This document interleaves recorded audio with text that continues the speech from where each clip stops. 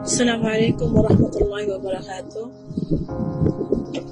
Good morning po sa lahat. Ako po si Michelle.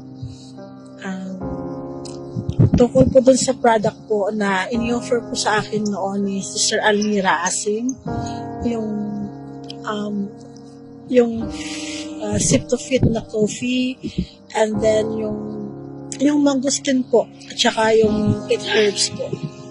Actually po, meron po akong carpal tunnel syndrome po, at it's been a long time. Kumbaga, nagsasuffer po ako noon for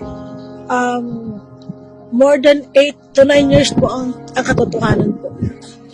Actually, more than that pa. Kasi ito po, naramdaman ko po to tuwing na every time po na buntis po ako, masakit po talaga yung kamay ko. At kahit unting mabaso po, hindi ko po mahawakan. So, nung lately na po, yung pain po sa kamay ko ay lumalala na po siya. Lagi na po siyang masakit, halos 24 hours a day na po siya, 7 days a week na po yung pain. So, dinadala-dala ko lang po yun. Hindi po ako makapagtrabaho, hindi ako kahit yung plato, huhugasan, hindi ako makapaghugas ng plato dahil kapag naghugas na ako ng plato, maya-maya niyan, aandar na po yung sakit sa kamay ko at ilang araw na po ako na sobrang sakit po at yung katotohanan po, umiyak po talaga ako sa pain. Ganun po talaga kasakit yung dalawang kamay ko po. Dalawang kamay ko po talaga ang affected po. Yung doktor po, nagsabi po sa akin na kailangan daw na gamutin ako, tapos kung hindi daw makaya ng gamot, operahan na lamang daw po. Pero hindi po nangyari noon kasi nga po, nabuntis po ako that time. So simula nung napabayaan ko na hindi na ako bumalik po sa doktor. Kaya yung nararamdaman ko po, lalo po siyang, kumbaga lalong lumala yung pain. Lalo na po ngayon, taglamig dito sa Saudi, ayaw na ayaw niya po yung malamig. At ngayon po, nung nag-start po ako ng mangosteen at saka yung 8 herbs, for the first week po, parang normal lang po, parang kumbaga hindi ko nga lang din naman po napansin, pero may okay po siya. May konting pagbabago, may changes po. After 2 weeks po, napansin ko po na mas lalong gumanda po yung pakiramdam po. Kumbaga, kahit pa paano po,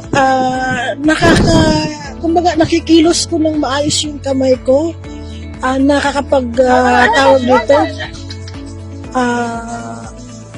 nakapagbuhat na ako ng mabigat kasi po bawal po talaga ako magbuhat ng mabigat. Pag nagbuhat po kasi ako ng mabigat, sigurado po yan, pagkagabi po wala na namang pong tulugan dahil sa pain.